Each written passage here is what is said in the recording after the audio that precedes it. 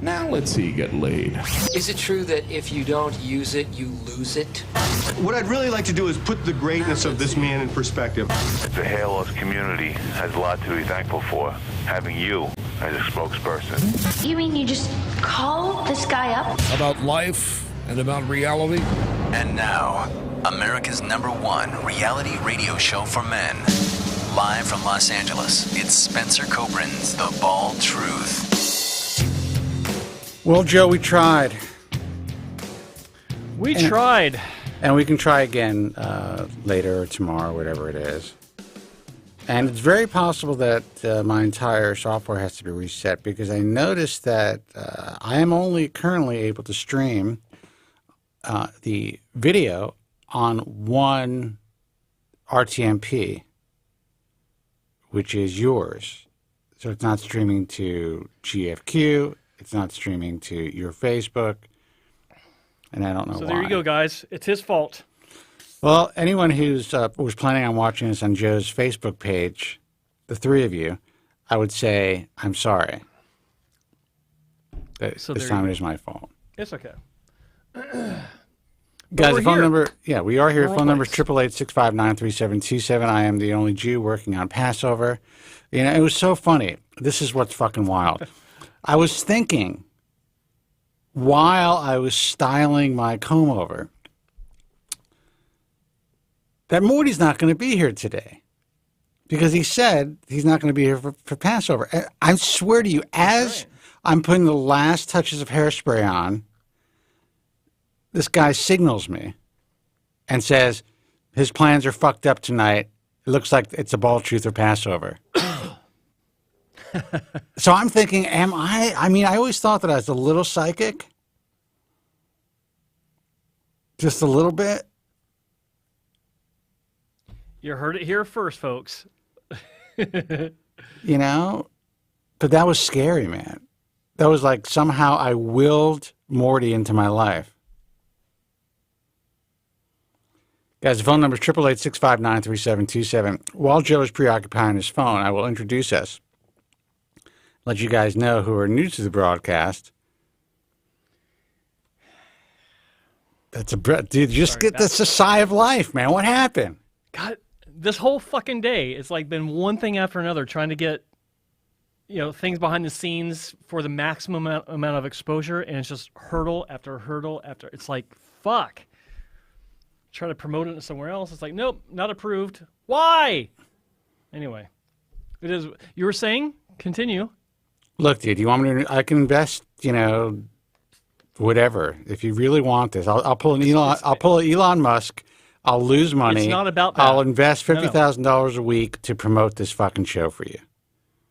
No, it's not about that. It's not about money. It's about understanding the guidelines that aren't clear until after, a promotion has been disapproved. It's like, and there are no guidelines. And there's no reason given.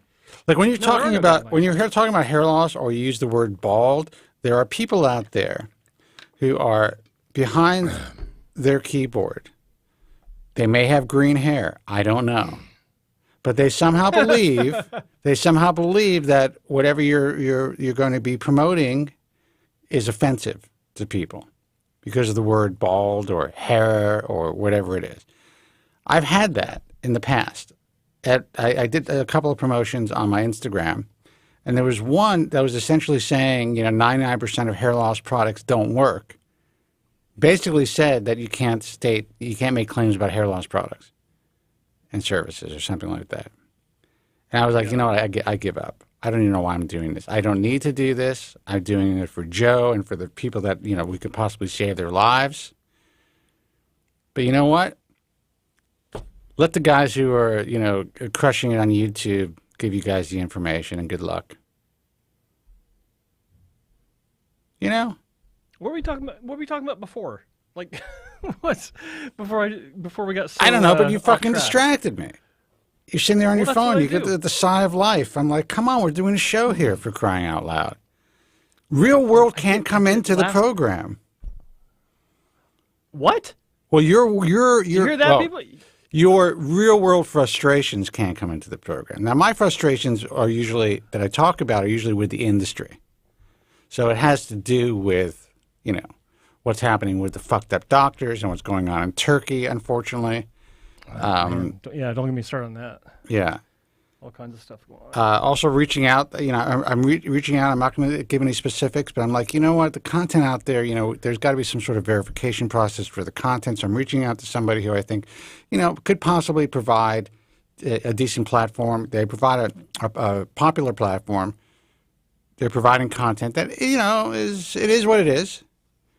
And I'm like, you know what? I have an idea, blah, blah, blah. Give me a call when you want. And this guy's like, first it was kind of like, yeah, I'm super busy, but, I'd love to hear about it. And then it's like, you know what, can you send me something in writing? I'm like, dude, I'm giving you a fucking opportunity. I'm not here to sell you anything.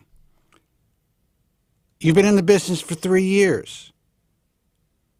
I got to tell you, man, it's just people are just so fucked up. That's all I'm saying. Yeah? They never disappoint as far as being disappointed or disappointing me, if that makes sense. I'm never fucking surprised. I'm never fucking surprised at how fucking stupid people are, how selfish, and how essentially really not into helping others. That, those who claim that they are in this industry publicly, face forward, how they claim that they're out there to help people, all they want is leads. All they want is control. Yeah. All they want is their own sense, only a little bit of power. And if there's any possibility that someone is going to share in that power that they felt that they built, or I don't even know what it is. It's this feast or famine mentality, which really fucking makes me sick. And I'm just like, you know what, dude, it's no fucking rush. You let me know when you're free, and maybe I'll give you a fucking call. Maybe I'll let you in on this opportunity. Yeah, for crying out loud. God almighty, people are so stupid and selfish. Well, it reminds me kind of what I was telling you about before we went on air. I was contacted through Instagram by a clinic that has a Spanish name, but it's in Istanbul. And they just started following me on Instagram, and they sent me a message saying, would you be interested in getting a hair transplant? Yeah. I thought, did they even look to see who I was? It's like, do they just, follow 100 people randomly at a time and just start throwing this message out? Well, the answer is yes, because I said, it's funny. I'll read it. I'll read it here on the air because I thought it was pretty hilarious, actually. What was it? Here it is. Yeah. Hello, are you interested for a hair transplant? I had to ask. I said, are you stupid? Do you know who I am? Did you even bother looking at my profile? Well, first of all, as soon as someone says dear, or not like dear like normally, but like, are you interested in a hair transplant, dear, they're gone. Well, they didn't say anything like that. And for a hair transplant, delete. Yes. And they said, this is an automatic message. You don't need to be rude. So they're confirming what I was saying before. It's like they'll sign up, they'll follow, I don't know how many people at once, and then send out a spam bot that just throws a wide net, hoping to grab someone. And I'm like, well, spamming with automated bots is rude. This is a surgery that you're treating as a visit to a spa. Shame on you. And they didn't respond. Those motherfuckers. It's so like. But you were a little hostile. I gotta say, you could have played a little cooler. You could have played a little cooler, a little hostile. Screw that. No, it's like this is what it's been reduced to: a surgery where people's lives, literally, and just in general, can be screwed up completely, where people, their livelihoods change because they can't go to work anymore because they feel like they look like a circus act. It's been reduced to spam bots. Why do you think Pornhub does so well? trying to get you to say, yeah, I'm interested in a hair transplant. Yeah. And you know what? No one in That's the what industry, it's been reduced to. no one who really claims that they care about the industry gives a fuck. Guys, we'll take your call in a second. ABHRS certified, whatever the fuck that means at this point. Fellow of the ISHRS. The work that I see, I'm going to repeat myself, coming out of not only a few of those guys, but this one particular dude, I couldn't fucking believe it. Guy took the fucking oath, or whatever it is, the pledge, handed off the surgery to some young technician who apparently was just learning on the job. This guy's life is fucked up. I get an email. I'm not going to read the specific email because it was also sent to somebody else. But I have to make it clear out there. Anyone who's contacting me through, I don't know, Facebook or LinkedIn, I'm not a doctor. I'm not a doctor. And I would, it's nice that I could possibly go into a facility and make, $400,000 a year with no experience needed as a hair transplant surgeon. But you would think that they would want a physician for that job. You'd think. Especially here in the U.S. That's all I'm saying. This is the industry you guys are thinking about getting involved in. So if you're considering surgery of any kind, hair surgery, hair transplant surgery, FUE or FUT, and frankly, most of the guys who are really getting involved and doing this type of shit are just doing FUE only. But if you're considering this, understand the reality of this industry. It is a fucking cesspool. There are a handful of clinics, and I mean a handful, who really give a shit, who got into this for the right reasons, who are doing their best to provide really consistent results that are going to improve your lives. And all the rest, they got in originally, it could be a side hustle, depending on what part of the world or what part of the country they're in. If you're considering having a hair transplant surgery in Beverly Hills, right around the corner, whatever it is, you got maybe 3 real clinics. And then you have, guy in Santa Monica, really good, Sean Benham. That's really about it. That's about it in the entire. So if somebody is pimping Beverly Hills hair transplant surgery, you're most likely going to a schlock shop, or it's a cosmetic or plastic surgeon doing a side hustle. Schlock shop. Schlock shop. That's a tough one. It is. But it's some facial plastic guy doing a side hustle. ENT becomes a facial plastic guy doing a side hustle here in Beverly Hills, or New York, or anywhere that has a really good zip code. And all it means being in Beverly Hills or Manhattan is that you could fucking pay the rent. That's all that means. You guys have to understand that. I'm not going to go on forever. I'm sorry, but I just have to get it out there. Every broadcast, how much bullshit there is in this industry. We've been doing our best to guide people in a safe direction, and we've done a pretty good job. We've changed a lot of lives and saved a lot of lives, but there's only so much we can do. Because the real con men are out there jockeying for position, spending a tremendous amount of money getting themselves out there on social media. We do this for nothing, so you know what? I'm not going to spend the fucking money. Find us. Good luck. Pass this information along. I mean, Joe, if you want me to, I'll kick in some money, but, I'm not going to. I don't make any money doing this. This is honestly a labor of love. Yeah, no, I agree. Well, here's the thing. If everyone's watching this and is in the chat room saying how great the show is, would just share it once on their own social media, that'd be a big help. Of course.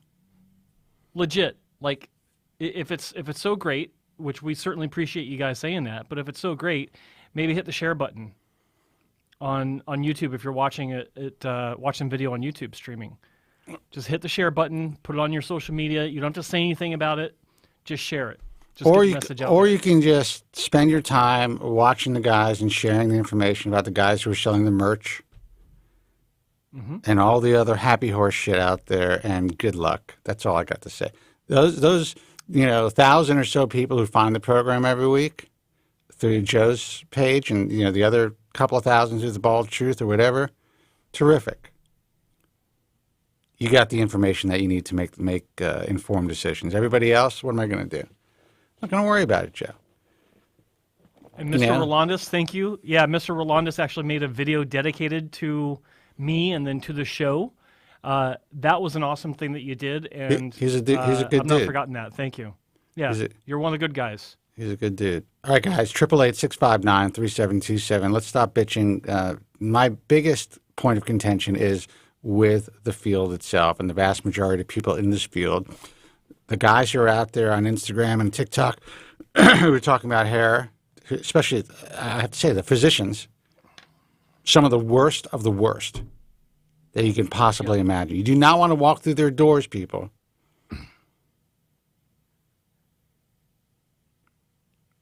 Just telling you. Just saying. If you see a thumbnail, somebody going like this, probably don't want to go there. I'm just being honest. That was just, I'm going to screenshot that for our next thumbnail, Spencer. Yeah. You'll probably get some fucking views to your video. Well, apparently it works. God, that was fucking hilarious. You do not want. I'm just telling you, that's not the physician for you. Phone number 888-659-3727. I mean, they're all over the place. All these guys are doing the same shit. I see that shit on TikTok too. I'm just like, holy shit. And these kids believe it. If it's on TikTok, it must be so. It must be so. If the guy has MD on his scrubs and he's talking to you about hair on YouTube, he must be the real deal. Nice guys. These are nice people, right? That's who I'm going to go for help. These are the people I'm going to go to get fucking surgery, who have the time to be on YouTube all day and hire people to answer your questions. I don't know. The whole thing just makes me sick. Let's take a phone call. Hey, you're on the air. Who's this and where are you calling from? Hello, Spencer, Joe. This is Reese. Reese, how are you, man? Hello, Reese. Last year, you guys remember me? How many people are named Reese? Where are you from? I'm military. Remember I was overseas calling you? Yeah. I called a couple times. Oh, yeah. That's right. In a location you could not disclose. You had the hyper, right. not trichosis, but the sweating disorder. You had that procedure. Yes. I remember. Yes. I got your whole story down, dude. Okay, cool. Nice to chat with you guys again. You too. How are you? Yeah. I'm doing well. Yeah, so I have a couple things for you.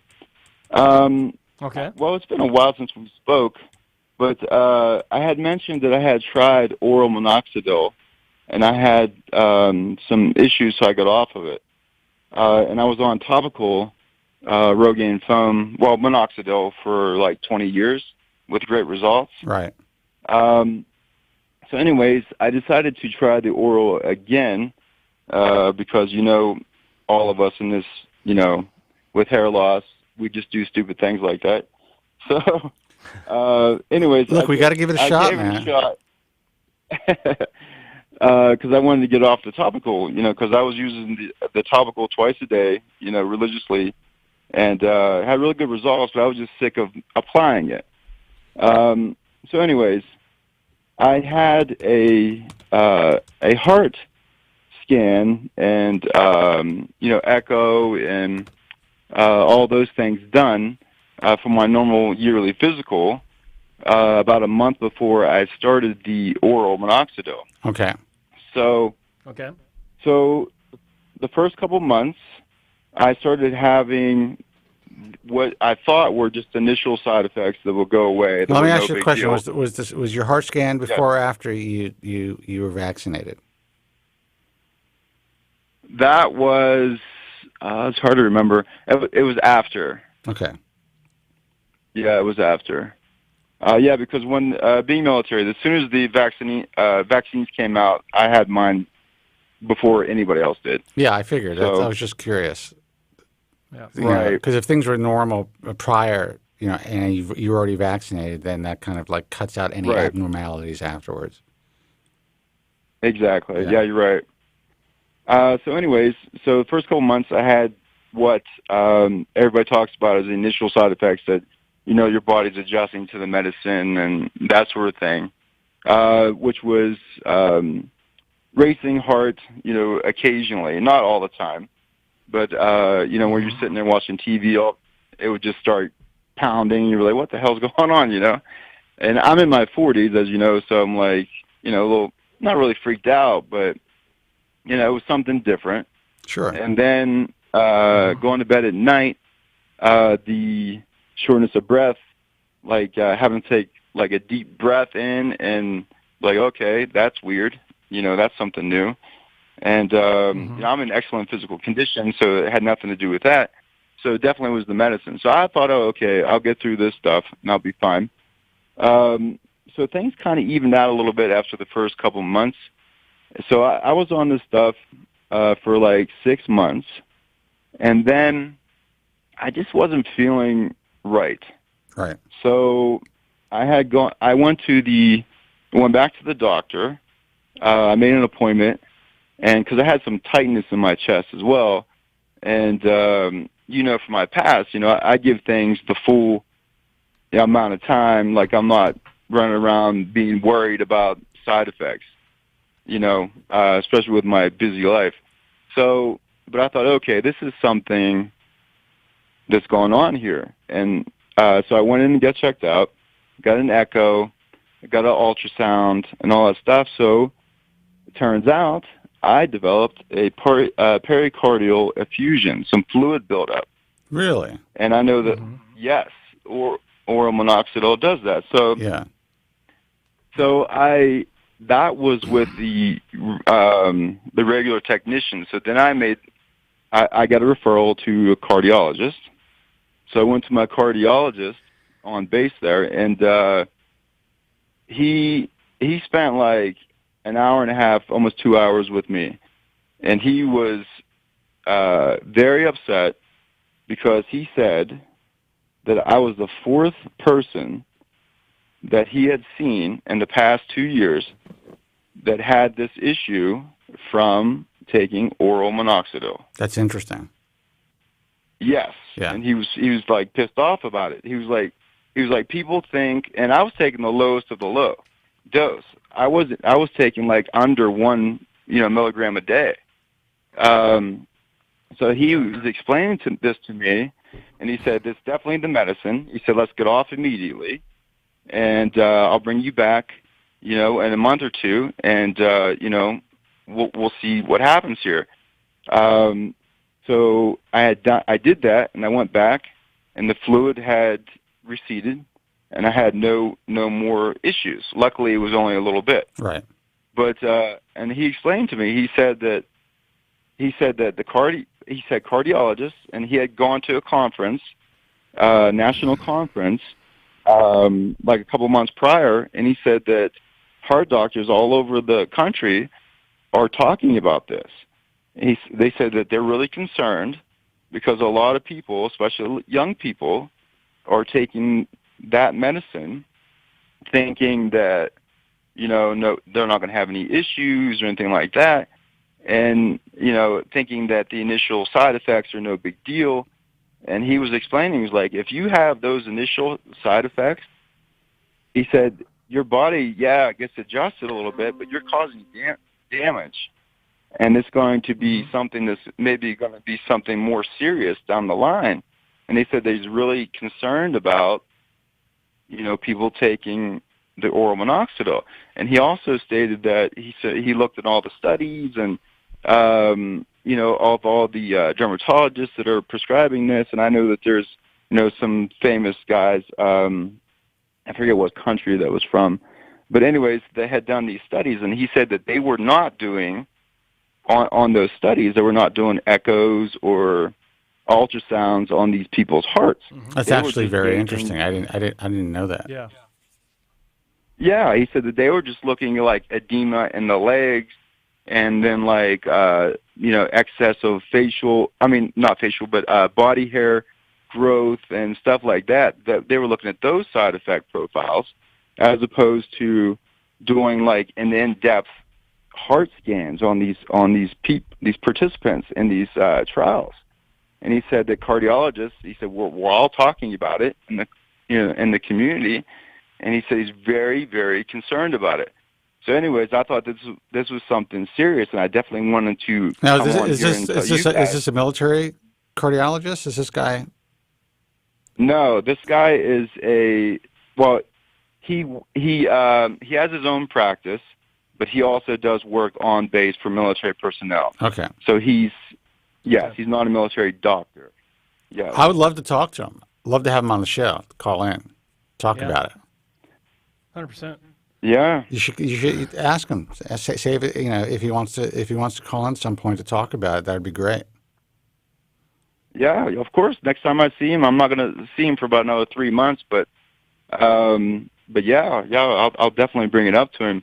Because I have to say that since the Global Hair Loss Summit, I mean, at least in our world, I've seen a tremendous increase of prescriptions, young adults, young men being put on oral minoxidil, and women. Well, that was actually happening in my view, from my recollection. That was happening before, so that was kind of something that a lot of docs kept in their toolbox with spironolactone and low androgen index birth control, and then they would throw in oral minoxidil. So they were experimenting or using it on women much more frequently than on men for the past couple of decades. Right. Well, the thing is they weren't checking those people's hearts, though. Yeah. You know what I mean? That was what the cardiologist was saying. And if a woman complains, the doctor just thinks that she has the vapors. So yeah, well, they don't take these ladies seriously, man. Well, here's the thing, Spencer. He said that, this is his words, cardiologist. He said that, in his opinion, and a lot of his buddies, who are cardiologists all across the country, that in another, couple years, 2 to 5 years, there's going to be an explosion of heart problems and a lot of people because of this medication. And they said that they're all talking about it and that they're concerned about it. So I was like, holy shit, okay. Like I'm glad I'm okay, and I got off, and I went back to the topical. Yeah. But I thought, man, that's concerning, and I need to tell Spencer and Joe. When I get a chance. It's very concerning, and I think it's important that people hear it from a caller, from someone who's experienced it themselves, who had this discussion with their cardiologist. Now, I would have to know for sure that, yes, this is something that is really being discussed in the cardiac or cardiologist community, how many doctors are seeing these types of issues. Right. But given what you're telling me, there's no reason for this guy to bullshit you. No. Yeah. I mean, in my impression, this guy's, he's an excellent doctor. Everybody who goes to him, knows that he's outstanding. He definitely is in depth, great patient care. The guy cares. He wouldn't have spent all that time, talking to me if he didn't give a shit. Right. And that sort of thing. Yeah, of course. So it was interesting, and it was eye-opening, and it definitely makes me concerned for these people taking the medicine. And my advice to anybody taking that medicine is, like, I'm not trying to scare you. I'm just giving you my story and what he said. And then also, I mean, that's in the literature as well, the heart issues with minoxidil.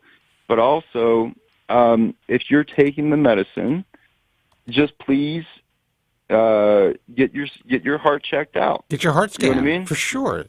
Yeah. Well, look, this is why I didn't take oral minoxidil years ago when I had the opportunity to have a prescription written anytime I wanted to. Like, I could still have that done, but like when this first started becoming more popular, or like the resurgence of its popularity began several years back, I was really interested in giving it a shot. But then, after talking with Dr. Wong about it, it's like, you know what? I don't want to, like, I'm not 20 years old anymore. I don't want to put anything. Right. I don't want to risk the side effect of cardiac issues, whatever they may be, based on the printed potential side effects.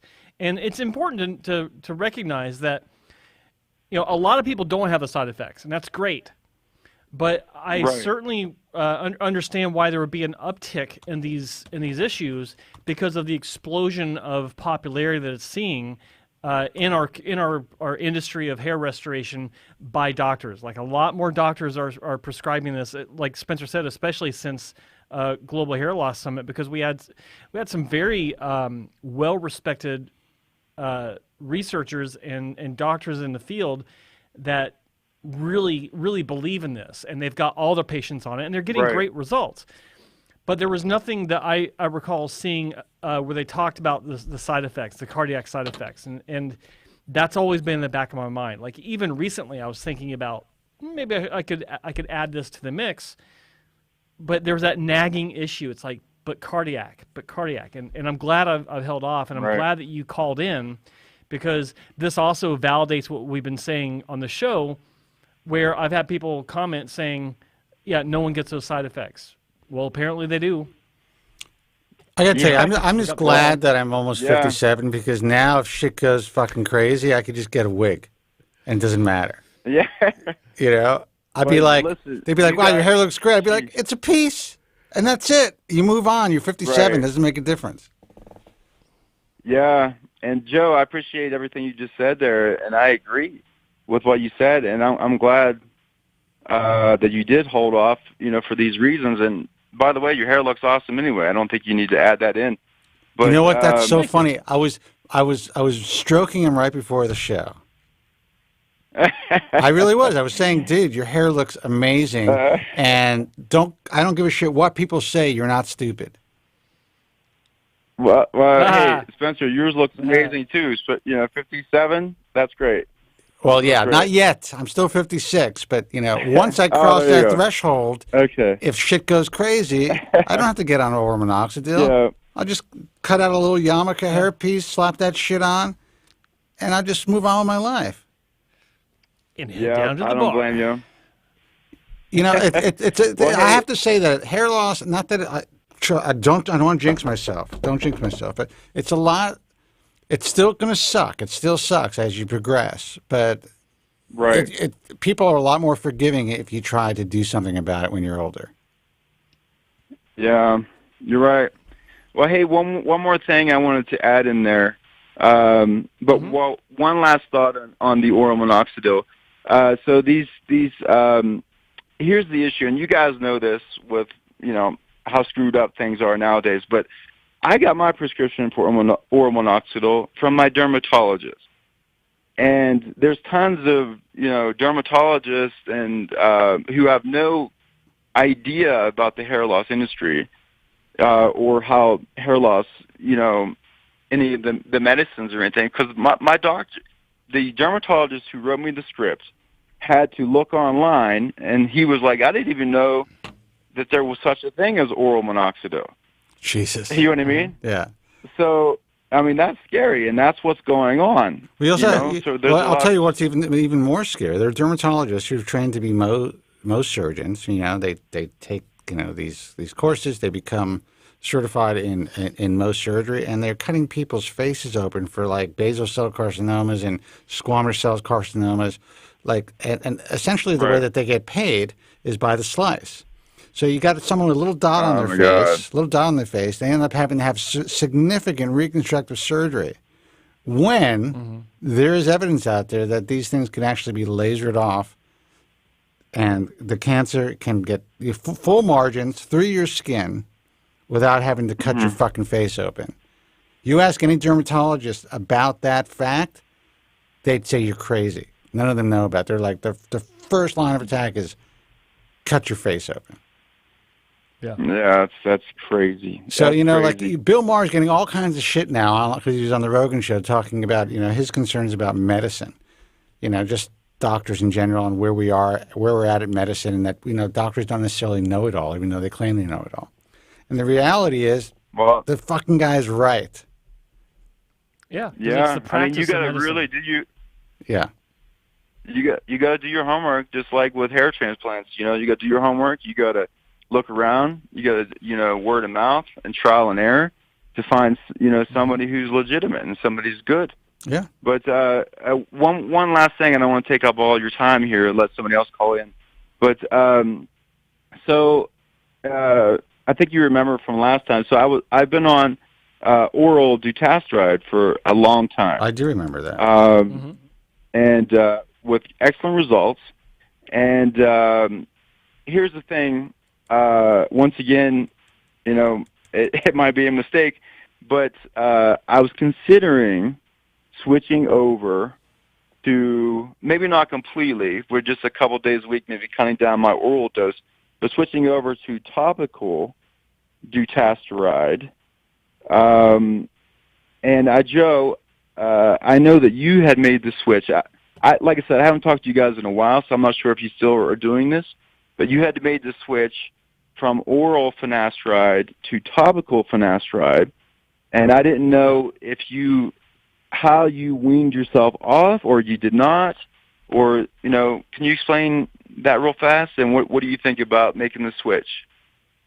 Well, let me ask you this. So you said you want to switch from oral dutasteride to what? Topical dutasteride or topical finasteride? Topical dutasteride. Okay. Yes. Why?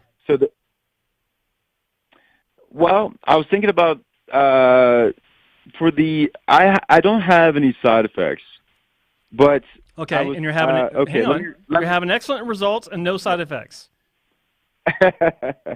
Well, here's okay. I phrased that wrong. Let me restate, Joe. So what I'm thinking about, because I know that's crazy, but what I'm thinking about is to give a little bit more boost. So maybe add it in a couple days. Maybe add in topical dutasteride a couple days a week, or maybe like 1 day a week, to maybe give a little bit of a boost. That's what I was thinking. What makes you think it'll give you a boost? Because it's more concentrated to that local area, as opposed to, systemically. Based on what? Like who's telling you this? Is this a specific brand, or just in general people are saying that? Because it's important that you distinguish which.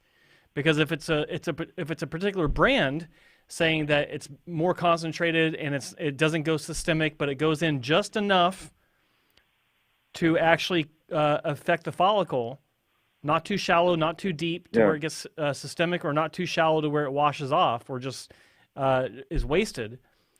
Like there's a balance to this, and if you're hearing, like online someplace where people are talking about this, and they're saying that in general it's more effective, they don't know what the hell they're talking about.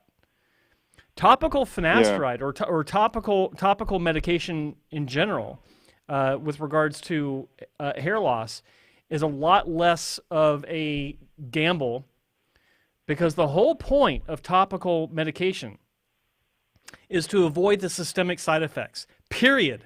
That's it. That's the only reason it exists.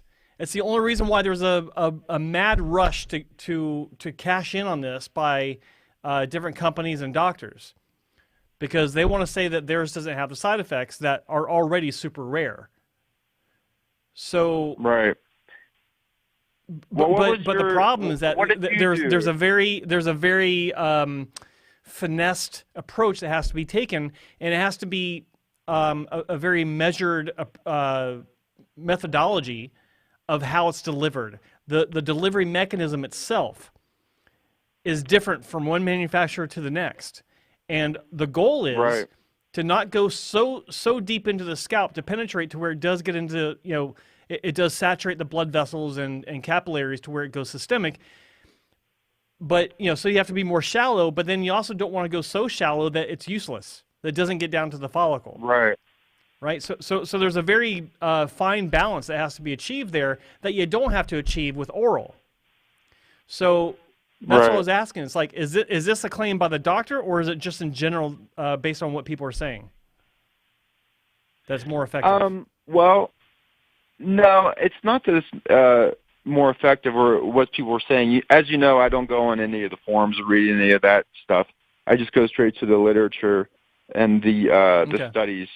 But I was just, in a perfect world, I would not have to take the oral, and I would love just to be able to, do the topical. And I was curious and asking you because I know you had, the last time we spoke, you had made the switch, and I'm not sure if you still are doing the topical finasteride instead of the oral, and then what your experience was with the switch and how you did it. Did you wean yourself off the oral first, or did you?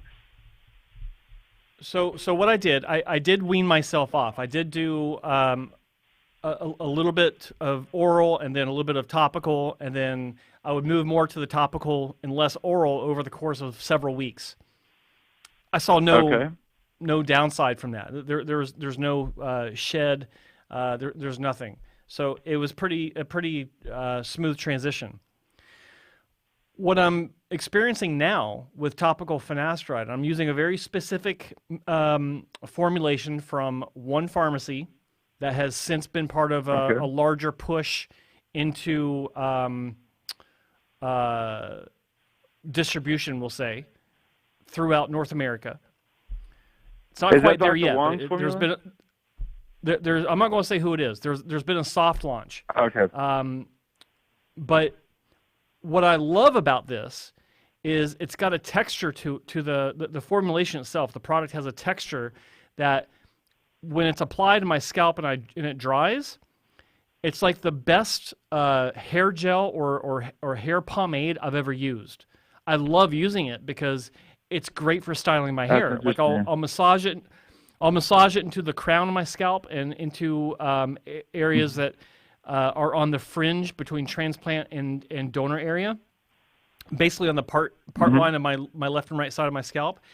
And then the residual that's on my fingers after I'm finished massaging it into my scalp, I run through the front of my scalp, the frontal zone, so it gets all in my hair. And then I'll comb it. I'll let it dry a little bit, and when it's still damp, I'll blow dry it. And man, it's awesome. Like I love the way it makes my hair feel. I think great. Thank you. My challenge with that is because I'm not bald, I've got a lot of hair in between the application and my scalp. How much is actually getting to the scalp? I don't know. I don't know how much is getting to the scalp and how much is just getting onto my hair, as opposed to something that might be thinner, like a little bit more of a liquefied formulation as opposed to a paste, because the one I'm using, it's like toothpaste. Oh, okay. That's actually the best description I have. It's like Arm & Hammer baking soda toothpaste. It's white and it's got a slight grit to it when you rub it through your fingers.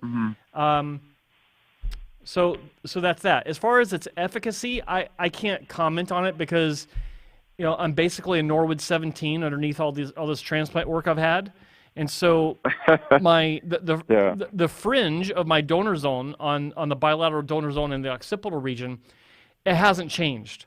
So it's still working, but at the same time, would the sides continue to drop from where they are anyway without medication? I don't know. Eventually, probably, but it's still maintaining. So I have to assume it's doing something, but I can't stop. I can't stop questioning the consistency of the product itself, the way it feels, the thickness of it, how thick it is, might be a hindrance to getting direct application on the scalp, as opposed to something that's more of a liquid form that would also absorb over time. So I don't know. It has created some question marks for me. I don't know if I'll continue using it for the long term. I've been on it for about a year, I think, give or take several weeks. Yeah. And no complaints, but also more questions that I can't really answer myself. And talking to the docs that made this, I can't get an answer on that either. So I don't know. There's a good chance I'll switch to something.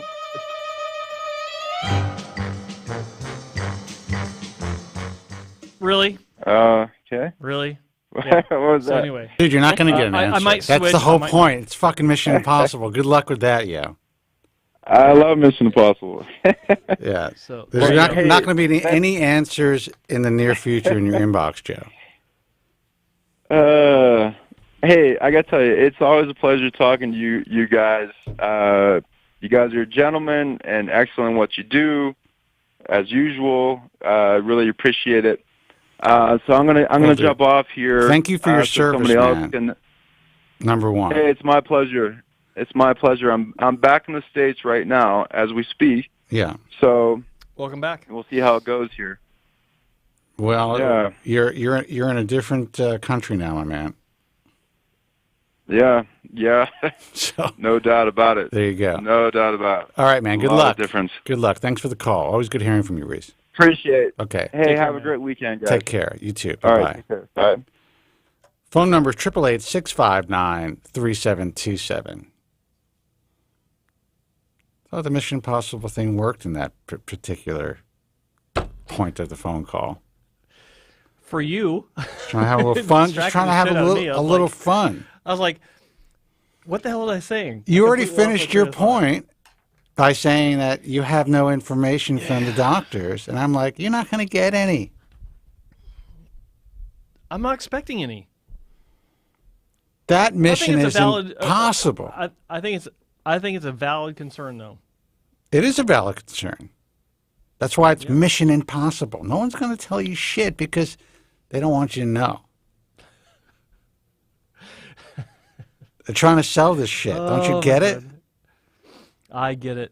Anyway, let's take a phone call. Hey, you're on the air. Who's this and where are you calling from? Hello. Hello. Hello, can you hear me? Yeah. Can you hear? Yes. Can you hear me? Who's this, man? Okay, Joey, I'm not sure if you remember me, but I had contacted you via Twitter a few months ago, and you had made a video about my case. And I was the guy who had retrograde alopecia, and I also asked you about some clinics. Yes. Yes, do you remember me? I believe I do, yes. How are you? How many videos have you done about guys with retrograde alopecia? Well, it was a consultation video specifically about retrograde alopecia. It was a consultation video, guy. yes. And you made a video about my case, and I was asking you for how many grafts, etc. So first of all, I wanted to thank you very much for making this video because I really appreciate it. And I just recently had a hair transplant in Turkey. So I went to HLC clinic in Ankara, which I guess you guys know. Yes. And I was operated by one of the new doctors. His name is Dr. Becker, I think. And Dr. Rosger is not operating anymore. He's leading the consultations. And so everything went fine. I came back because I'm from Germany, but I live in France. And I just came back home recently. And everything went perfectly fine until, I would say, day 24 or 25. And actually what happened is I started massaging my head, and hundreds, I'm not kidding, hundreds of scabs fell off completely. So I'm not sure if those were just hair shafts containing scabs or if those were actual grafts. So I wanted to ask your opinion. After day 24, that shit is anchored in, man. So if you're seeing little hairs in those scabs, that's not going to be the actual bulb. Joe, you seem like you have something to say. Go ahead.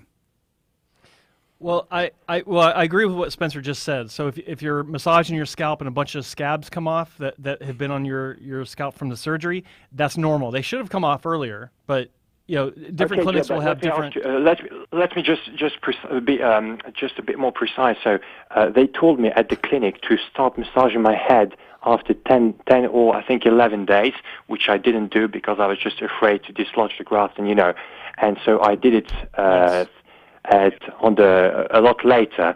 And so what happened said, but it was just like not like a few scabs. It was like hundreds of scabs. Well, because you didn't follow their instructions. That's why.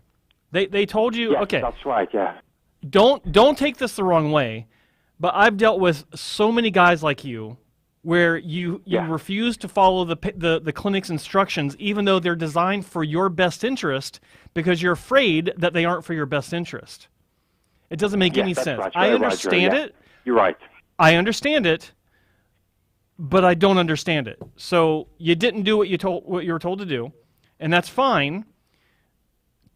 So it's over 3 weeks after your surgery, you massage the scalp, and everything that was supposed to come out in the previous 2 weeks or a week and a half finally came out. So that's how that works. After 11 days, where they said, start massaging your scalp, the whole point is to get those scabs off. So you didn't do it, so the scabs stayed on. You waited till 24 days, and all the scabs came off that would have come off from day 11 to day 24. Does that make sense? Okay. Yes, absolutely. Makes sense. Yes, of course. So basically, there is no risk of damaging the grafts after, I think, 10 days or 14 days maximum, right? Zero. If those things are by day 7, even sooner, but by day 7, you are good to go. Yeah. All right, I see. And so is there any risk if the actual scalps remain on the scalp for longer than 10 or 14 days? Is it really? There is. What's the risk? There is. There is. Okay, so because what is the risk specifically? Well, let me tell you. Those hairs have separated from the follicle through the catagen state, or because of catagen, right? So when you have a hair transplant, that triggers a reset of the growth cycle. And there's 3 stages. There's anagen, catagen, and telogen. The catagen phase is where the follicle separates from the blood supply, and that hair shaft comes out with telogen. So if you're not encouraging them to come out, then what happens is those hair shafts can stay in your scalp, and the scalp will become inflamed because it's seeing that hair shaft as a foreign body. And so you have this low-level chronic inflammation across the entire area that's been transplanted. And when you have inflammation, it's almost like the equivalent of poisoning the well. You don't want to go in there. Now, in your case, you didn't poison the well too much because it was only for like a week and a half.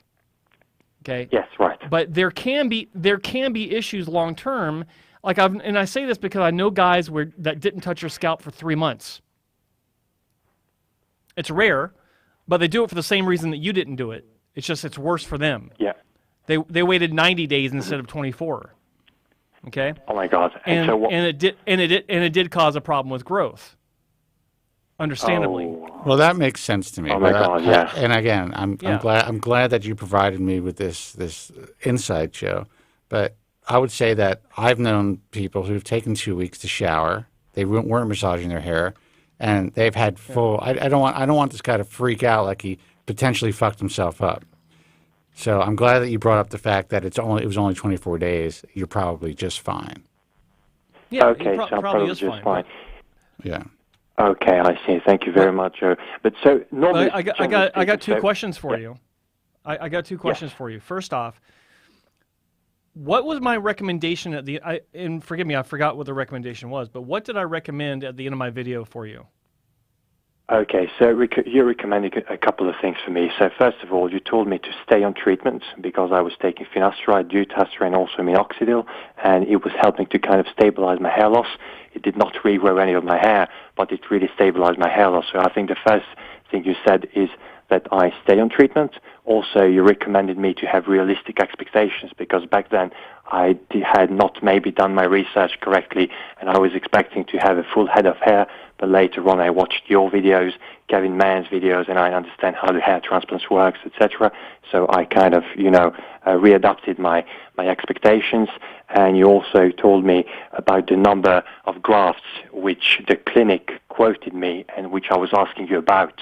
And you basically confirmed me that what they told me initially was pretty much right for the number of grafts that I needed. So that's it. That was your answer about my case, if I remember correctly. And it was a great video, by the way. It really helped me a lot, and it kind of opened my eyes, you know. So thank you very much, Joe. I really appreciate that. I just want to reiterate that you know, Joe knows what he's talking about, but sometimes it's important that he kind of puts people's feelings in front of the issue, and maybe say, hey, this probably isn't happening to you, but in some cases, people have waited 90 days and they fucked themselves up. But you're fine. I did say that. You said that after you said that the inflammation stuff and you could fuck yourself up and explain the catagen, telogen, and all that stuff. And then this poor guy's on the phone like, oh my God, what did I do? Well, if that's the case, then my apologies. But here's the thing. So you went to the clinic, you had the surgery.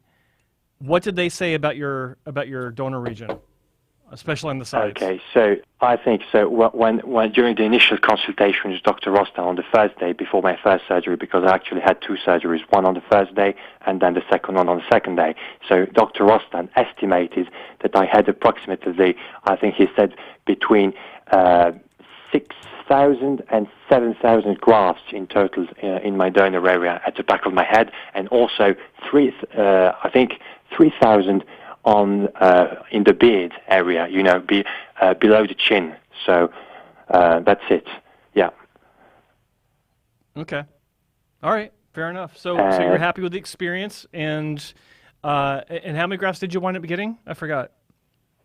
Okay, so I was about to Norwood 4 diffuse thinner, so I got 4,500 grafts in total on the whole scalp. So crown, mid scalp, and also on the front. So I had no hairline recession, but like you mentioned in your video, I had two little bald spots just right behind the hairline, like little channels.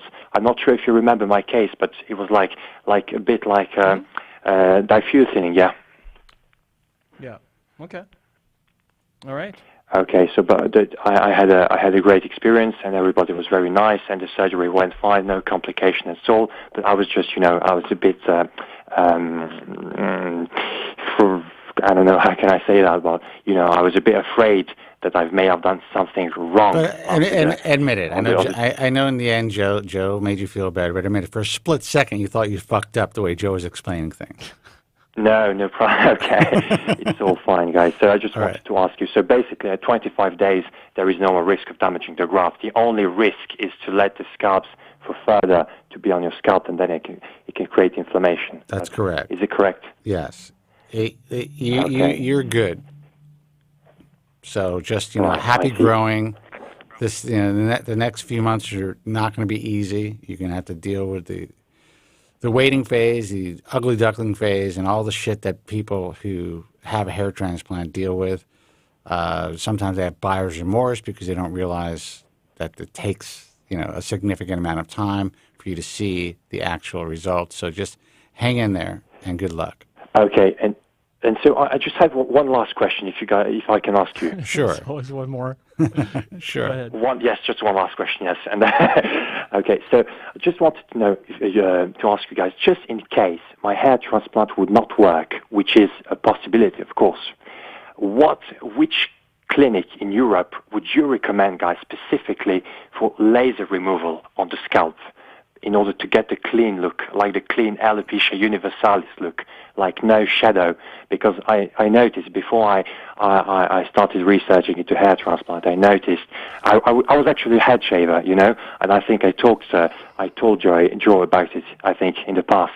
And so I would shave my head, but I would always have the shadow of my remaining hair. So I would like to know if in case my hair transplant does not work, which clinic do you guys recommend for taking everything off? My friend, that is not something that you should. Two points about that. Number one, you shouldn't even be thinking about that right now. Okay, keep focusing on just your life every day. Just move on in your life and don't worry about what you've been through. Just give it the time it deserves to do what it needs to do. Because right now, there is no way to. Well, there's no benefit in planning for some sort of remedy that hasn't to a problem that hasn't occurred yet. And I understand the value of being prepared, but there's no preparing for this. Yeah. Okay. I see. There's no I'm a big believer that if you start preparing for the worst in situations like this, mind over matter. Just don't put yourself in that mindset. Failure should not be your plan B. At this point, you shouldn't have a plan B. Okay. Yeah. But also, there are no clinics that can take someone's head and laser off all the hairs, so that you have a clean bald look, like you don't have any hair actually growing. It's just not let alone feasible. the punctate wounds in the back of your donor area. Yeah, exactly. That's the other issue. Is your scarring will still be visible. The one thing that we have been preaching, or at least I have for 25 years, is once you're cut, you're cut. It doesn't matter if you get a strip scar or if you're getting FUE. Once you're cut, and there's really no going back 100%. Now, you look at a guy like Joe Rogan. He was cut a couple of times. He decided to shave his head down. And if I remember correctly, sorry to interrupt you, Spencer, but if I remember correctly, Joe Rogan he's got a horseshoe shadow, and also he's got the FUT scar on the back of his head. Along with the shadow. That's correct. Right? That is correct. Yeah. And I look at him now every time I see him from the side. I'm not sure, because he kind of jokes around about SMP. I'm not sure if he may have gotten something to kind of break up the scar a little bit. To me, it kind of looks, at least from the side, that it's possible. I have no idea if that's the case. I had once had a correspondence with him many, many, many, many, many years ago, and he had a question about his scar. What could be done? And at the time, a lot of people were promoting doing FUE into the scar when FUE is relatively new. I provided him with that option. SMP wasn't even a thing back then, so I couldn't talk to him about that. But honestly, when I've seen him from the back, we used to live in the same neighborhood, and I would see him at where all the restaurants were and stuff. It just kind of blended into his head. It looked good. So he was very fortunate. That is rare. Now, when you're talking about punctate wounds, even if they're extremely small, you have this, once it's shaved down, depending on your skin type, it can look very speckled in the back of your head. Yeah, I see, yeah. So that's a reality that you're going to have to deal with. Because of the white scars, the FUE dots. That's correct. So anyone who says, comes to this possibility, they're thinking about having surgery, and it even enters their mind that if it doesn't work out, they're just going to shave their head, that's not a good way to go into it. Yes, it's not the right mindset to have right now. I got you. Yes, you're right. But you are talking about SMP. Is it? I think Joe was working for a clinic in Milano, in Italy, right? Which does good SMPs. No. I was endorsing a clinic, but I wasn't working for them. There's a clinic that's they offer trichopigmentation. They invented it, the semi-permanent. That's like last 2 years, roughly. I've had it done myself in the past, and I think that as an artist, I think that Milena Lardi is pretty much the best in the world. And she has some students that I know personally that are in the States that are very good. She's got several students or several people that have been trained by her in Europe as well that are also really good, like Pro Hair Clinic in Belgium, in northern Belgium. Pro Hair Clinic in Belgium. Yeah, I forgot the name of the town they're in. They're in northern Belgium. Okay, so I live in France, so it's really nearby me. Belgium is really nearby, yeah. Yeah. Here's the thing. I just want to make this clear. It's important that people understand the history of this, too. Definitely look into that. Sorry to cut you off, but it was Joe Tillman who brought, essentially, the reason why anyone in the hair transplant field is doing either trichopigmentation or even SMP is because Joe Tillman brought it to the bald truth. Period. That's right. And all these motherfuckers jumped on that shit. There's always this one Canadian guy that anytime he hears something, boom, he's out there. And that's what kind of brought us into the mix. And frankly, sometimes I feel because the industry really watches the show. I feel, I'm not going to say badly because I'm not responsible, and neither is Joe, for people who are out there just trying to make a buck and take advantage of vulnerable hair loss sufferers. We're here to provide, cutting edge information, and, Joe believed that this was the case. I did as well. But once it gets into these doctors' hands, sadly, I mean, all bets are off. You never fucking know what they're going to do with it. There's a group of guys who went into the more permanent SMP, and they're offering that in their surgical practices. I find that to be a mistake for patients in the long run. So anyway, I wanted to give Joe a little credit there. Joe knows what he's talking about when it comes to trichopigmentation. And what I like about trichopigmentation is you're not committed for 5, 6, 7 years of possible misery if it ends up turning green on you. Green. And I'll say this: green. Green. If you're ever, it can change color. Like some of the permanent stuff can literally change to the green color. And I've seen it. One thing I've seen it so many times since this has become popular here in Los Angeles. I'm just like, what the fuck, yeah. Now you got to deal with this shit on your head. It's this confluence of color that is now blue. And then, for example, Spencer, sorry to interrupt you, but in case SMP tattoo turns green on your head, then I guess the only way to remove it is by the lasering it off, right? Yes. Oh yeah. So it's yeah. You know how painful that shit's going to be, and the fact that you're damaging any follicles that are around that SMP. If you are lasering, if you have to laser that shit off. So I'm not saying all SMP turns colors. I mean, there's a lot of work out there, a lot of claims that it doesn't. I don't know if that's true or not. All I know is that I've seen many people, not just like 2 or 3, but like maybe more than 15, whose SMP has turned green. It's very possible that the people that were doing it at the time were using cheaper inks. These guys get a lot of sun on their head. I have no idea what the situation is. But would I do it? I wouldn't do it. I paint my head for the rest of my life. That's it. Yeah. I was thinking initially that the SMP tattoos fade away over time, but they eventually do fade. But like any other tattoo, because it's not as deep as a regular tattoo. But you don't want it to wait till it fades and it's green, and then all of a sudden you don't have, you got to wait 10 years for it to be completely gone.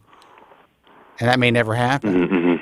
Joe knows a lot about this. He wants to talk because he's chomping at the bit. Joe, finish whatever your thoughts you were about to say. No.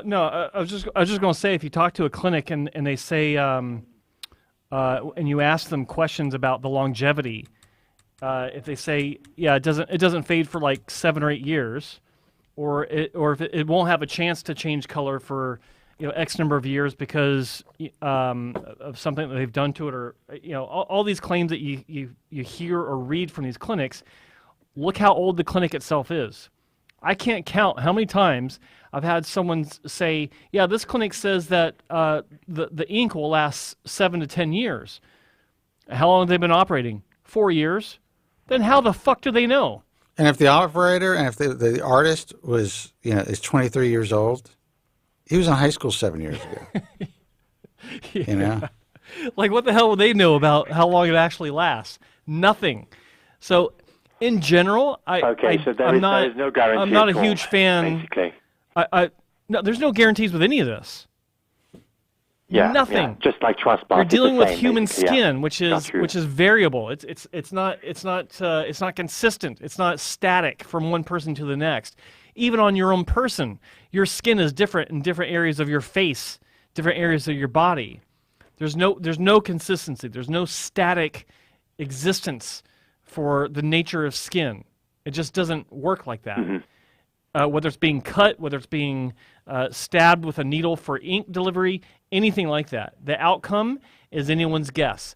All you've got to go on is consistency from past performances with the full understanding that you might be that variable. You might be that one that doesn't work out. Every surgeon's been through this. Every SMP clinic's been through this. Even every laser clinic's been through this. You just don't know. Yes, I got you. So the best thing for you to do, you never know, is to focus on living the best life you can. Let the hair transplant, have the time it deserves to do what it needs to do to come to its full result. Get excited when new things happen, and then move on. Let it continue to do what it's going to do, and enjoy your life. Because HLC is a good clinic. They're a good clinic. Yes, I remember I asked you about that, and so I really felt confident going there. Yeah, they're a fine clinic, and there's no reason why you should plan for the worst. Yes, definitely. Thank you very much, Joe. And just one last question, I promise, and then I'll stop bothering you guys anymore. Just in case finasteride stops working one day, what would you guys recommend for me to do?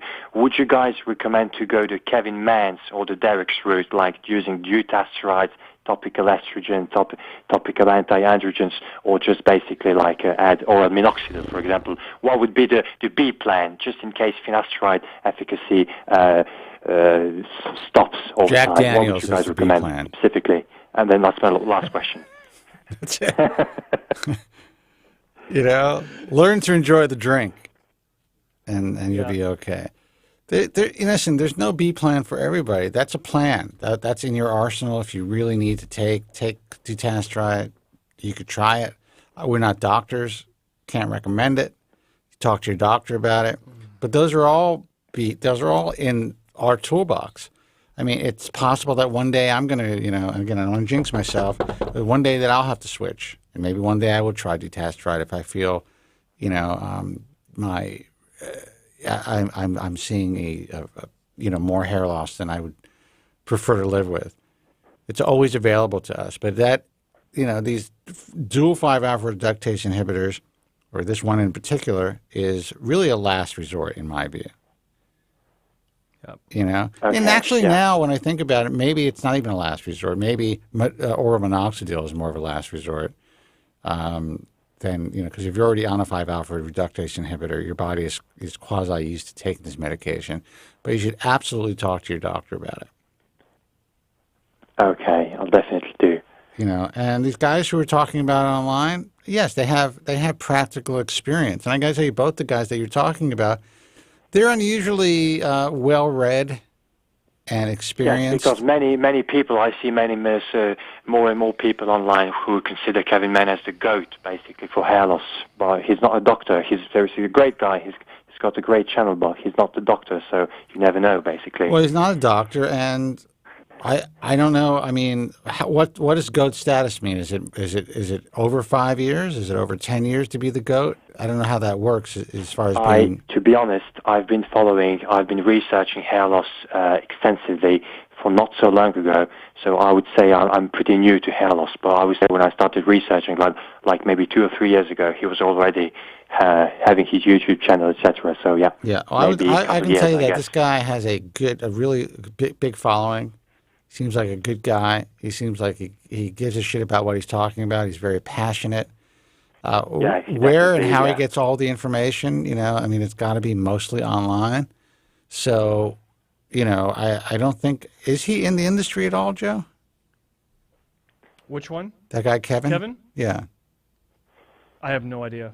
Yeah, I don't think so, but I don't know if he has any experience in the industry, if he has access to a lot of patients that, through physicians, as far as, watching these treatments, getting information anecdotally through the physicians who are prescribing these medications. But I definitely think that guy's got a good fucking head of hair. I think he had a hair transplant too. And he's very, very open and honest about his thoughts on finasteride and other 5-alpha reductase inhibitors, which I admire and appreciate because a lot of people don't have the balls to be open about it. Yeah, definitely. So, all right, man. All Listen, right, good guys, luck. Thank you so much. Okay. Joe, thank you for the video that you made about my case last year. Thank you so much. I really appreciate your help, guys. Keep up the good work, and I'll call you in a couple of months to let you know how much transplant went. Thank you so much, guys. Good luck, man. Very good. All right, and it. keep your head. Don't worry about the other shit. Just concentrate on living your life. You already got the work done. Just let it grow. Yes. All right, okay. man. Take care. Thank you so much, guys. Bye-bye. Really appreciate your help. Bye. Take care. Bye-bye. I thought you were the GOAT, man. I guess I'm wrong. What are we even doing? I'm just the old motherfucker who's been doing this for 25 years, which is really ridiculous when I think about it. I like that he calls in, but calls us. Thanks me for the video, but Kevin Mann's the GOAT. Well, I don't mind. I understand it because he has a really big YouTube following. These kids or younger people, they admire these guys, and you know what? I got to tell you, I should watch this guy more often, but from what I've seen, I find him entertaining. I think he has a good approach. I love the fact that he's very honest and open about, I don't necessarily think that all the negative stuff about finasteride is bullshit. I've been accused of saying that, but I don't believe that. I do believe that it's over. There's a mass hysteria effect when it comes to the adverse side effects, and especially the long-term adverse side effects. I absolutely believe that, but I do believe that they do occur. So he's got a lot of courage to go out there and speak his mind, and it's a valuable. Finasteride is an invaluable tool if you really want to stop your hair loss, and he's telling young guys that it's something they should consider. So I admire that. Well, I think it's well, if you have two brain cells to rub together, it's obvious that finasteride has changed the landscape completely for untold millions of men and a lot of women too, in particular situations where it has worked quite well. And I don't know anything about what kind of engagement Kevin gets or like what people are saying about him, his information, but anyone that's telling the truth like that, they're bound to get some shit. So obviously, good for him for speaking the truth as he sees it, which is basically the truth.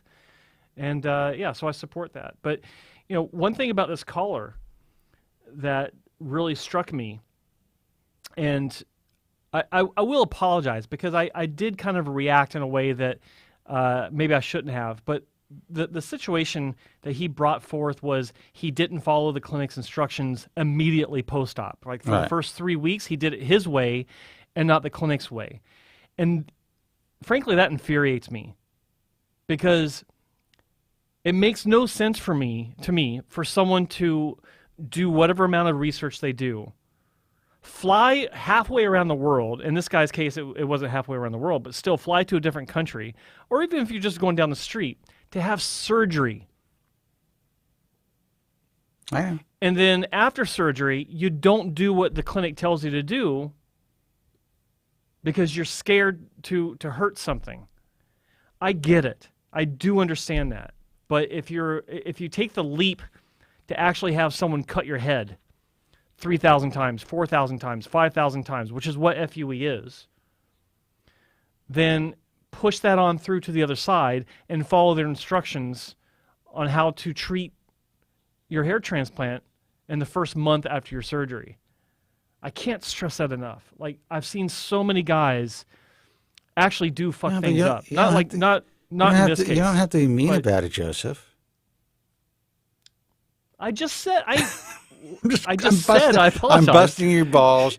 There's a very nice, humble apology, and I think that he was not even half as affected as I was. Let's put it that way.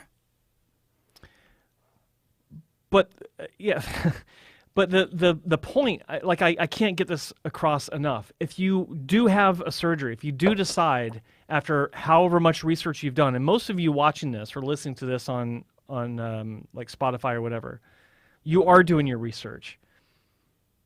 If you're going to do the research and actually go through with the surgery, follow through with the post-op instructions that you're given by the clinic. Don't go to forums and ask for advice from people that don't know shit. They have no idea who you are. They have no idea if you have any sort of special circumstances. Fuck the forums. Like, seriously, that's like the last place you want to go. Sorry, hair loss experiences. Anonymous I know that upsets you. I'm not talking about your forum, but in general, I'm just not a fan. I have a forum, just not a fucking fan of the forums. Sorry. What am I going to do? Am I wrong, Joe? But no, you're not at all. No, absolutely not wrong. You're 100% right, because how many times have we seen online someone saying, I just had surgery, what should I do about, XYZ? Call your fucking clinic. Right. Ask them, or WhatsApp them, or whatever. Ask them. That's what they're there for. Absolutely.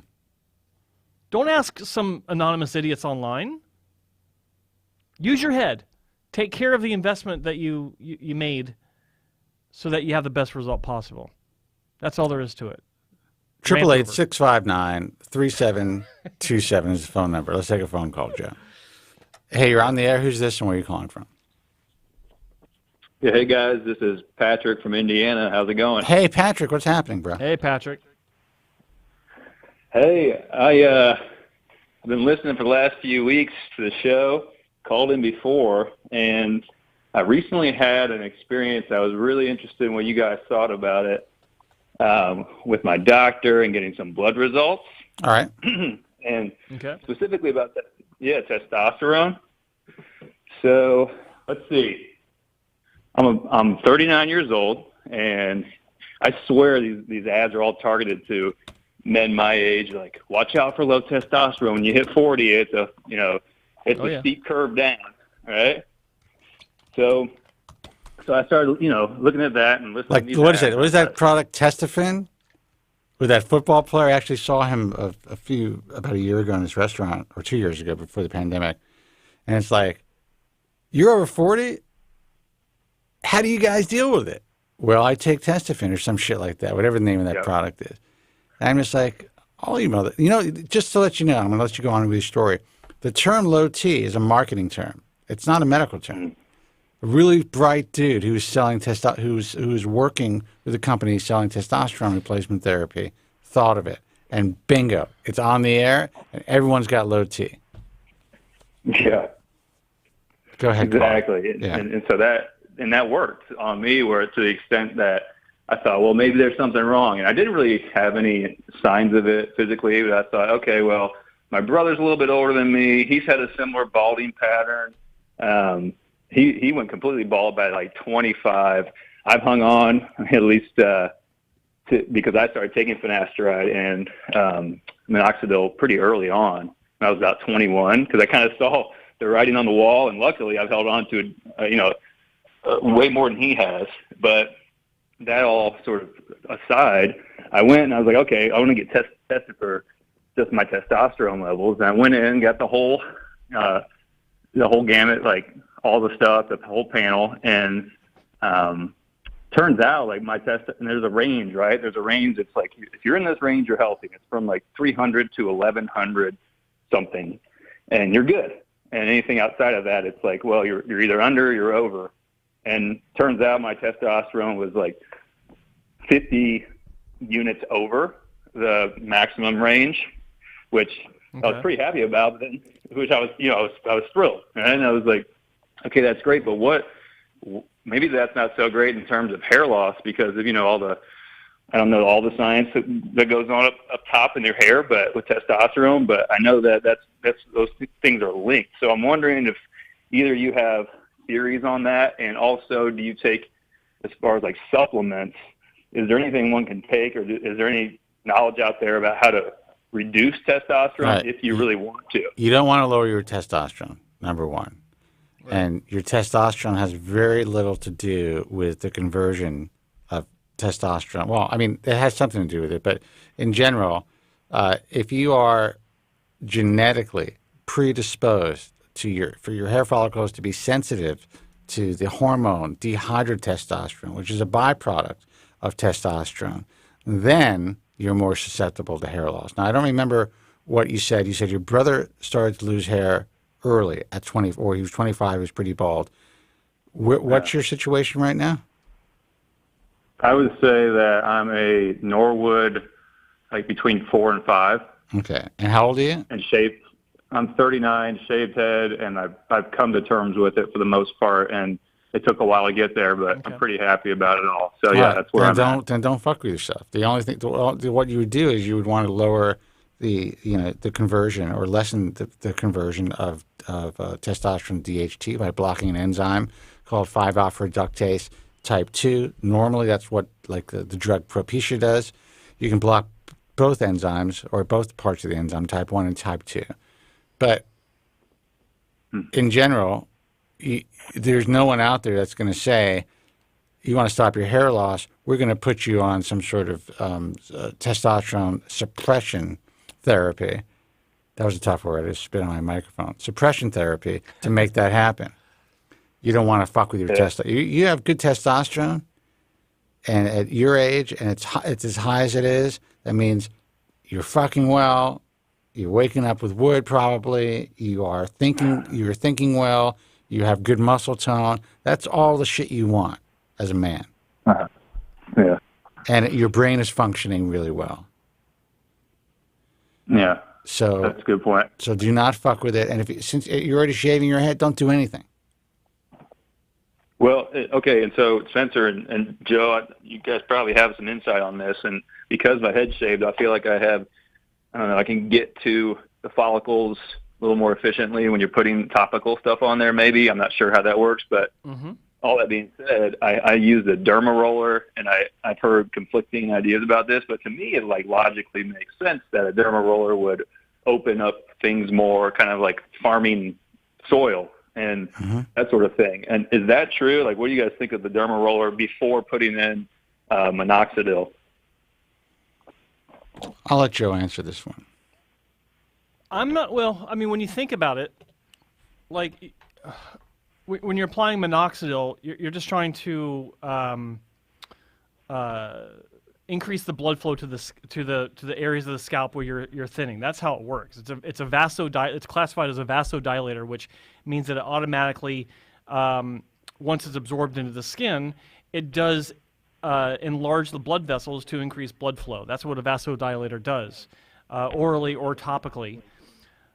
I don't think that, like when you think about the concept of microneedling, you're opening up the scalp to allow the minoxidil to get into the scalp, not through absorption, but through basically going down the drain, as it were. You're creating a literal hole for the minoxidil to get into. Does it actually work better? I can't say it does or doesn't. But what I can say is a lot of people think that when you're microneedling, you're opening up the channels down or opening up channels down to the hair follicle itself. That's not the case. Because in order to reach the follicle, the bulb of the follicle, you need to go down 4 millimeters on average. Deeper on some guys. So when you think about how microneedling, the needles are maybe 1.5 mil, sometimes 2 mil, and that's the depth of a tattoo gun. 2 mil. That's going to be some serious pain to go down to the actual follicle. Okay. No kidding. It's not. There's no logic to that. That makes sense to me. So I can understand the concept behind hair growth from microneedling through wounding of the scalp. I can understand that, but as far as delivering minoxidil as a better delivery mechanism than just the delivery vehicle of absorption, as it stands for the past 30 some odd years with Rogaine or topical minoxidil, I don't see the benefit. I can't imagine there being a huge improvement because of that. I see zero benefit. I just wanted you to explain it. I think that a lot of people are wasting a lot of time. I think there could be some activity happening just from the abrading the skin alone. I've seen people who have gotten some vellus hairs and some significant improvement as far as just short visible growth. I've never really seen anyone who's grown it out to full terminal hairs that are cycling normally. I've never seen that in all the years that I've been in this field. You see the guys who get the initial response, they're psyched, they go online, they do a YouTube video, and then everybody's doing it and selling fucking derma rollers. That's what I see. Yeah. Agreed. Yeah. So all that pain and time sounds like not for nothing. Your scalp's going to look really fucking pristine, though. You're going to have really nice skin on top of your head. There we go. I guess I'll take that. Yeah. Okay, and the very last question, I promise I don't want to kill the clock here on you, but Too late. Oh, damn. Okay. So supplements. I'm a big fan of some of them, and I like to take things, and I feel like there's a lot of good stuff out there to kind of add into the human body that makes it perform better. And I'm curious, and biotin is one I take, among others, but do you guys use any specific supplements as far as helping hair growth? And I'm sorry if you've answered this question recently, but I haven't heard it yet. I don't.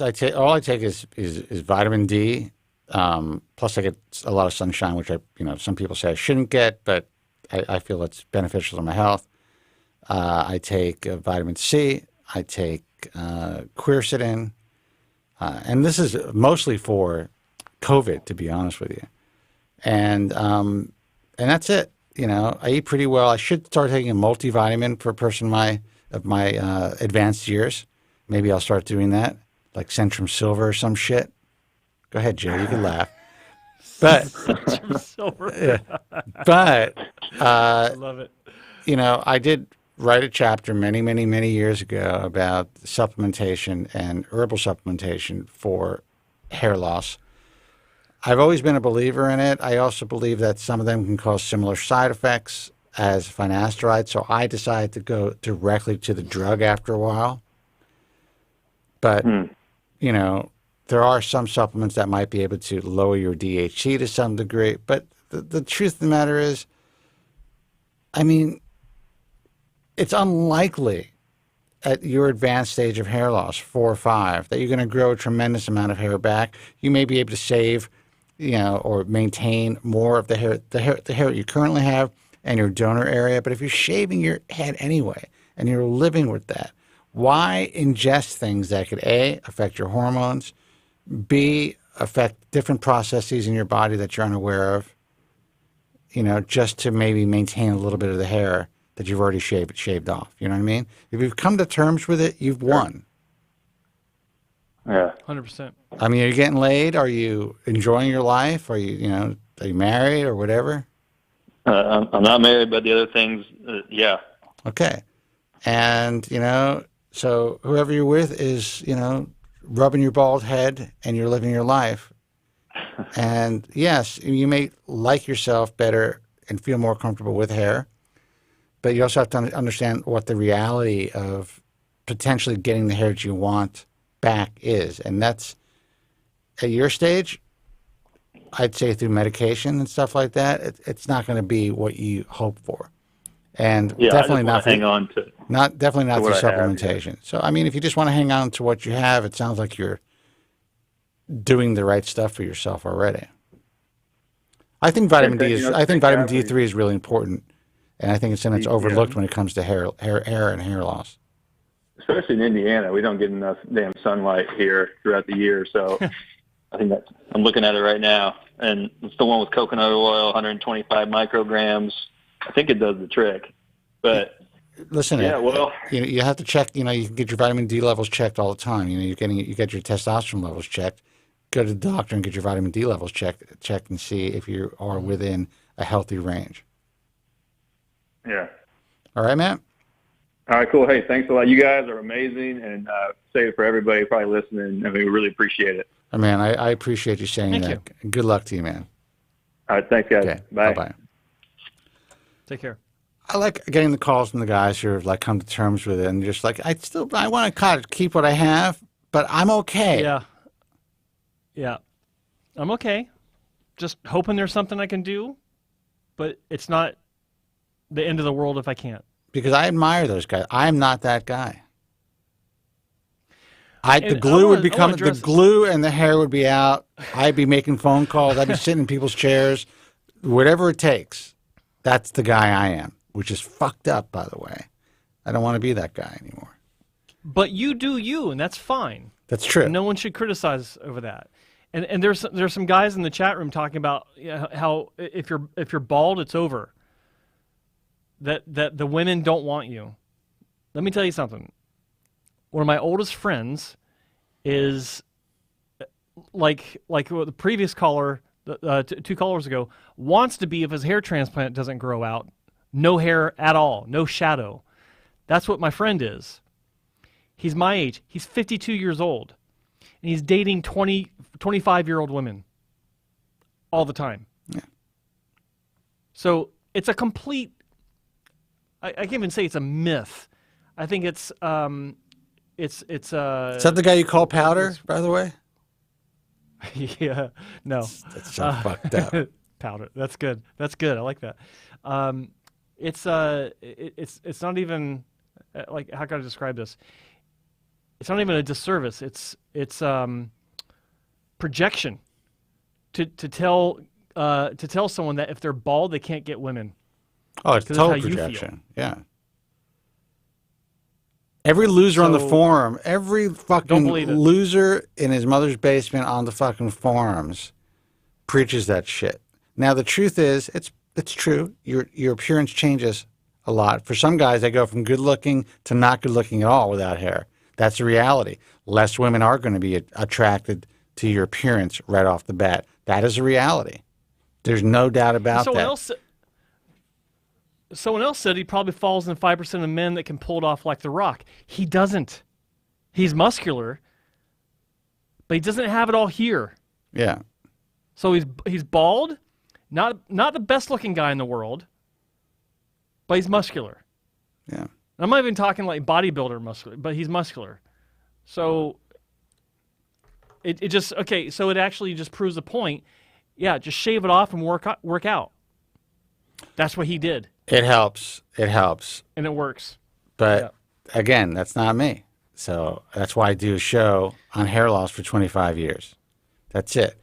I'm in the other arms camp. And legs that are like sticks, and you're bald, and you're not shaving. You're just letting it grow out frizzy because it's not strong enough.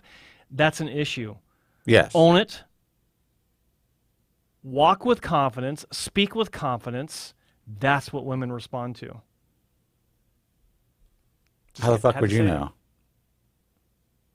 It's what I read in the magazines. Dude, that is your life. You're walking around with 2mm plugs in your head, and you're still getting laid somehow. That's true. Yeah. I was. I mean, people are like, what the fuck happened to you? Let's fuck. I don't know, So personality does count. All right, guys, listen, phone number is 888-659-3727. We'll take another call if you want to call in, but if you don't call in, because the lines just dropped during that call, that guy who's calling about his shaved head. It's funny, that happens sometimes. When we have guys who are like relatively content, talk about living their lives with a shaved head, we have a full board of calls, people just hang up like, what are you, defeated people? We'll still answer your questions. No, they're inspired. They're like, hell, why don't I even ask questions about hair loss? I'll just shave it off. Fuck it. I'm going to go check out Bald Cafe. Fuck these guys. Yeah. Exactly. Kind of wish most of these guys we don't have anyone on the line right now. Yeah. Got a couple of announcements. First off, I want to give everyone an update on Mike from New York. The guy that had called in last show, I think. And he had actually called in a few weeks before, and I told him to send me his photos, and I'd get his photos to some doctors I know in a group to address why he's having a shed, a telogen effluvium. And just to recap, he had a hair transplant, or no, he didn't have a hair transplant, but he went to, he'd been on medication for years, finasteride, no problems whatsoever. Went to a not a no-name, but like just a strip mall med spa that does everything else under the sun, lip injections and Botox and all this stuff. And he had a PRP session. And ever since that PRP session, which was a year and a half ago, his scalp is inflamed. It's sore. It's itchy. It's painful. And he's having clumps of hair coming out. And he sent me the pictures, and he doesn't look like someone with a lot of hair loss, but he's showing me the clumps of hair in his hands, and it's obvious that he's having a more severe shed than what a normal situation would present. So I've been speaking with multiple doctors about this case, and they all agree that photos are irrelevant. We can't see what's going on. He needs to have in-person consultation and a biopsy to see what's going on. There is the thought that maybe there's lichen planopilaris at fault here, which is scarring alopecia. And that's about it. So that's where he is on that. I've been keeping him updated with it. And he's got some consultations set up with 2 different prominent dermatologists that I know of in the New York area. So that's what's going on with that. All right. And also, apparently, Neil says that girls care about hair because Kevin Mann did a video on it. So I guess you're wrong, Joe. I must be. Finally, and this is a bit more of a somber announcement, Dr. Hayatavudi Ballback, that's heavy, known as Dr. Ballback, at the Alvia Armani Clinic in Beverly Hills, who was the CEO and owner of the clinic since around 2012, I believe. After Dr. Armani passed away, he bought the clinic. Trained by Dr. Armani and was a solid hair transplant surgeon. He passed away about 2 weeks ago. Actually, it was 2 weeks ago on Monday. And I didn't say anything about it. Spencer didn't say anything about it because we were asked not to. Or at least I was asked not to, because they wanted to get the funeral service out of the way, and the phone calls that they've been dealing with at the clinic have been overwhelming, but they've slowed down, and so it's okay for me to talk about this now. So I just wanted to get that out there. Dr. Hayatavudi Ballback of the Alvia Armani Clinic, he passed away 2 weeks ago. It was Ballback Hayatavudi. Oh, that's right, Ballback Hayatavudi. That's right. I knew that. Yeah. Got that wrong. Yeah, his last name, people know him, is actually his first name, Dr. Ballback Hayatavudi. What was interesting about this guy, I didn't know that we were going to talk about this, and it was definitely a shock. It's interesting because we have lost some IHS members to death, and early on as well. Dr. Brad Limmer died a unexpected death, or early in life. I think Dr. Ballback was only 45 years old. Yep. And what was interesting about Dr. Ballback when he applied to the organization is, and this is aging me, this is definitely dating me, but he would tell me that he would listen to me on 97.1 here in Los Angeles when he was in medical school. Yeah. And that it was the show and his own hair loss experiences and journey that really made him focus at a young age while he was in medical school to become a hair transplant surgeon, which was very unusual. Yeah. So like, he didn't just go in and say, you know what, insurance stuff's not working out. I can't deal with these insurance companies. I'm going to start doing hair transplant surgery. He wanted to do this since he was in medical school. And he really, he took pride in that. And he's definitely going to be missed. And what can I tell you? I mean, fucking life is fucked up. And you never know when you're going to take your next breath. I tell you that all the time, Joe. Stop worrying about shit. Go out. Have a good time. This could be our last fucking day on Earth. Have a good dinner. Have a few drinks. Enjoy yourself. Exactly. You don't have a drinking problem. You're fine. Go out and have fun. Are you sure? Are you sure? That's what I tell you. But and I'll say about Dr. Ballback that he, every time I talk to him on the phone, like he would call me up and just talk about hair. This guy, he loved it. Was such a fanatic about hair transplant surgery, and talking about angles and talking about direction and talking about naturalness. And I talked about this in the video I made about him initially when he came on as a hair transplant mentor member clinic.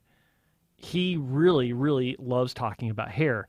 I was talking to the patient coordinator once, and they would actually have to go in and interrupt him during consultations because they would go way over time, pushing the entire schedule back far too far to where, because he was just talking so much about hair.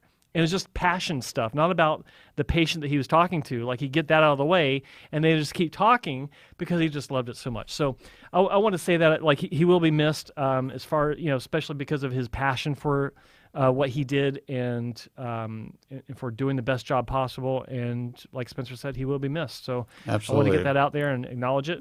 And rest in peace, bro. Kind of make it official. If I had a little alcohol, I would pour a little bit on the floor for him. Exactly. That's how it works. But yeah. Thanks for bringing the room down, though, Joe. I appreciate that. Yeah.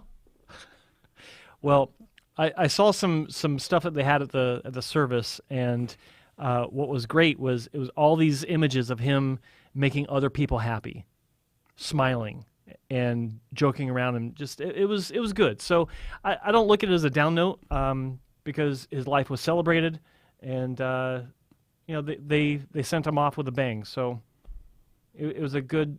I couldn't go, obviously, but yeah, it was a good service. So, and that's a lesson for you guys who are listening. Honestly, man, all of you guys, and we're all obsessed about hair. This is my life. This is what I do.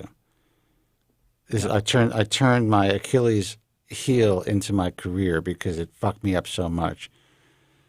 But God, I wish I had some time that I wasted back.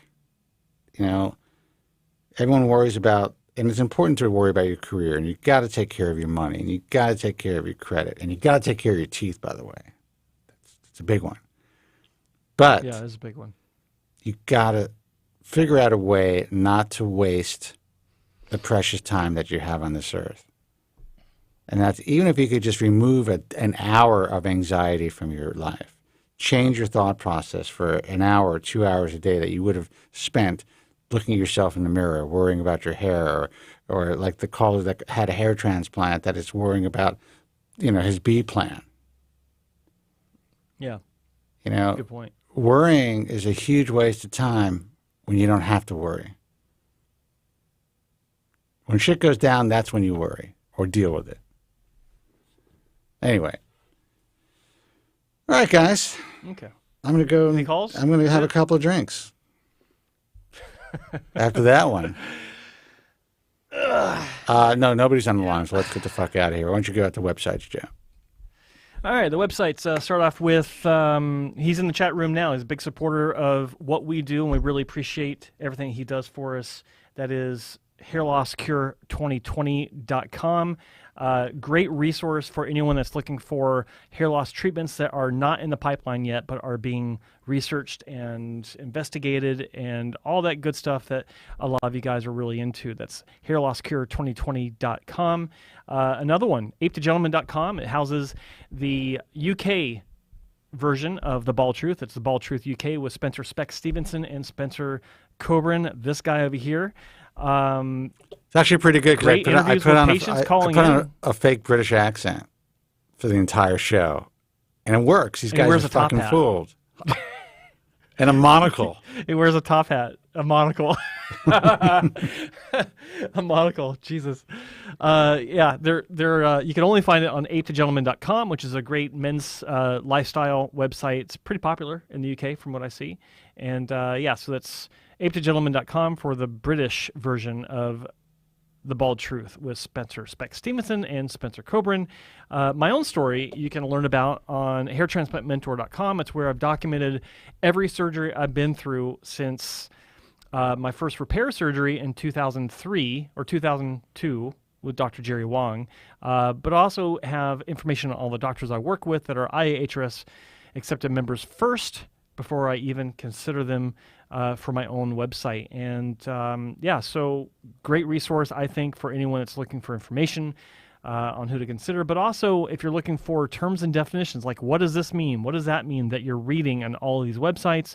You can also go to my website for that because it has the largest hair loss and hair restoration dictionary found on the interwebs. That's hairtransplantmentor.com. If you're listening to this broadcast on Spotify or iHeartRadio or iTunes, you can also watch us live on my YouTube channel. That's youtube.com/hairtransplantmentor. Also, IAHRS, International Alliance of Hair Restoration Surgeons. It is a safe place to start, and it's a fantastic resource for anyone that's looking for hair transplant surgeons to consider, because it's a horrible field to actually be looking into. And it's a safe place to start because they have been vetted to a degree where, you know, they're going to be honest with you about your options. They're not typically clinics that will push you into having surgery if it's not in your best interest. But like with any list, mine or you know, anything, you do need to be careful. But like we say, it is a safe place to start. That's the International Alliance of Hair Restoration Surgeons.